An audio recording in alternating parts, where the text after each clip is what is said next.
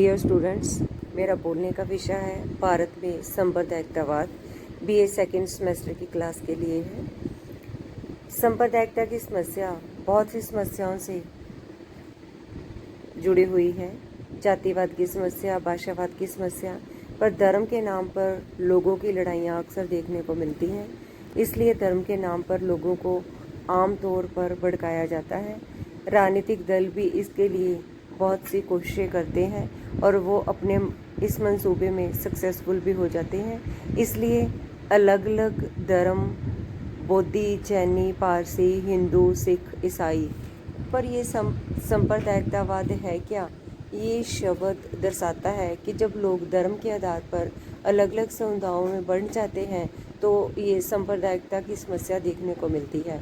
Communities जब धर्म के नाम पर डिवाइड हो जाती हैं और अपने धर्म को श्रेष्ठ मानकर दूसरे धर्मों से नफरत करती हैं तो ये सांप्रदायिकता की समस्या उग्र रूप धारण कर लेती है।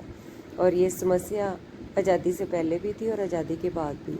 इसलिए ये कम्युनलिज्म की प्रॉब्लम भारत में रिलीजियस टेंशन्स को बढ़ावा देती है, रिलीजियस राइट्स को बढ़ाती है और कई बार इन पे कंट्रोल करना सरकार के लिए मुश्किल हो जाता है।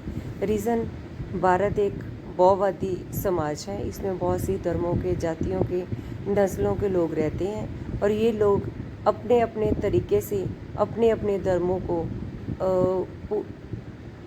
के अनुसार चलने की कोशिश करते हैं। और धर्म और राजनीति सरकार के द्वारा जब दोनों को मिक्स किया जाता है तो जो रूप हमारे सामने आता है उससे लड़ाई झगड़े ही उग्र रूप धारण करते हैं।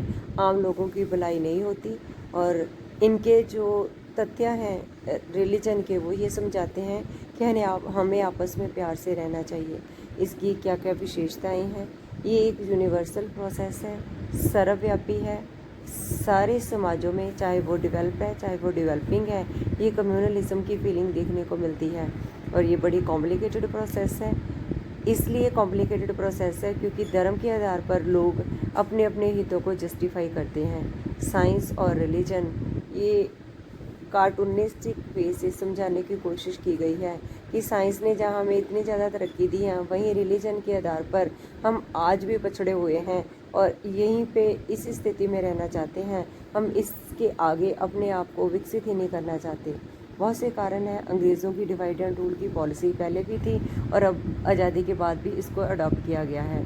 और पॉलिटिकल ऑर्गेनाइजेशंस, पॉलिटिकल फैक्टर्स भी इसके लिए रिस्पॉन्सिबल हैं और वो चाहते हैं कि जहाँ तक हो सके भारत में ये समस्या लगातार बढ़ती जा रही है और वो इसको कम करने की बजाय और ज़्यादा बढ़ा रहे हैं। कम्युनलिज्म के कुछ प्रभाव भी देखने को मिले हैं भारतीय राजनीति के ऊपर। भारतीय राजनीति लगातार इससे प्रभावित हो रही है और कम्युनलिज्म की फीलिंग की वजह से लोग अपने अपने हितों को धर्म के अनुसार पूर्ति करने की कोशिश करते हैं।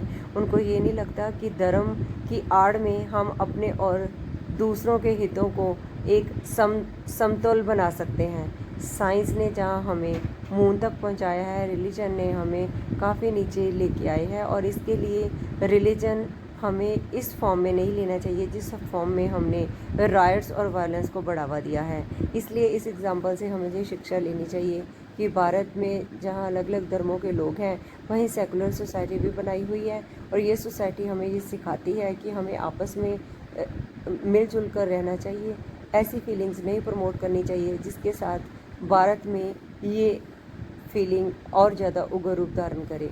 ये तालिका बताती है कि कैसे कैसे 2010 से 2014 तक कितनी घटनाएं हुई, कितनी मौतें हुई, कितने लोग घायल हुए और ये आंकड़ा यहीं पे बंद नहीं हुआ बल्कि लगातार इसकी गिनती बढ़ती जा रही है। और ये सरप्राइजिंग डाटा ये बताता है कि कम्युनल वायलेंस को जहाँ तक हो सके हमें रोकना चाहिए, तभी हम इंडिया को फ्री ऑफ कम्युनलिज्म कर सकते हैं। फ्यूचर इसका यही बताता है कि लोगों की साइकोलॉजी चेंज करनी पड़ेगी।